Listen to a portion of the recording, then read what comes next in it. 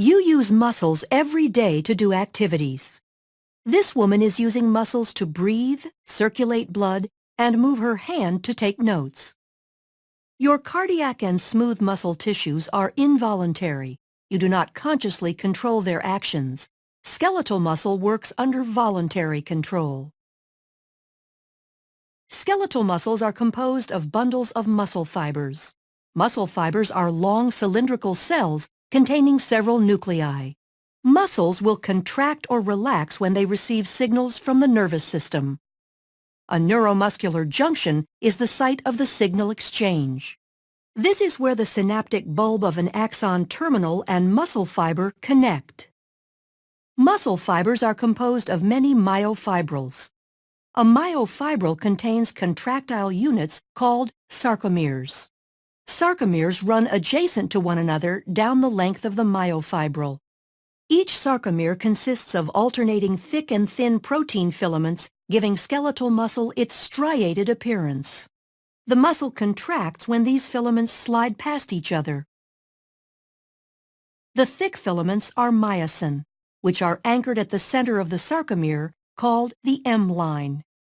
The thin filaments are composed of the protein actin, which are anchored to the Z-lines on the outer edges of the sarcomere. Because the actin filaments are anchored to the Z-lines, the sarcomere shortens from both sides when actin filaments slide along the myosin filaments. Although the action between the filaments is described as sliding, the myosin filament actually pulls the actin along its length. The cross bridges of the myosin filaments attach to the actin filaments and exert force on them to move. This action is known as the sliding filament mechanism of muscle contraction. In this model, the sarcomeres shorten without the thick or thin filaments changing in length. A contraction begins when a bound ATP is hydrolyzed to ADP and inorganic phosphate. This causes the myosin head to extend and can attach to a binding site on actin, forming a cross bridge. An action called the power stroke is triggered, allowing myosin to pull the actin filament toward the M-line, thereby shortening the sarcomere. ADP and inorganic phosphate are released during the power stroke. The myosin remains attached to actin until a new molecule of ATP binds, freeing the myosin to either go through another cycle of binding and more contraction or remain unattached to allow the muscle to relax. Muscle contractions are controlled by the actions of calcium. The thin actin filaments are associated with regulatory proteins called troponin and tropomyosin.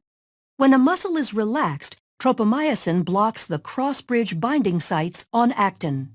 When calcium ion levels are high enough and ATP is present, calcium ions bind to the troponin, which displaces tropomyosin, exposing the myosin binding sites on actin. This allows myosin to attach to a binding site on actin, forming a cross bridge. Calcium ions are stored in the sarcoplasmic reticulum and are released in response to signals from the nervous system to contract. Neurotransmitter molecules are released from a neuron and bind to receptors, which depolarizes the membrane of the muscle fiber. The electrical impulse travels down the T-tubules and opens calcium stores. Calcium ions flow to the myofibrils, where they trigger a muscle contraction. As the actin and myosin slide along each other, the entire sarcomere shortens as the Z-lines draw closer to the M-line. As the sarcomeres in myofibrils contract, the entire muscle fiber will shorten. When muscle fibers contract in unison, a muscle can produce enough force to move the body, allowing you to take notes.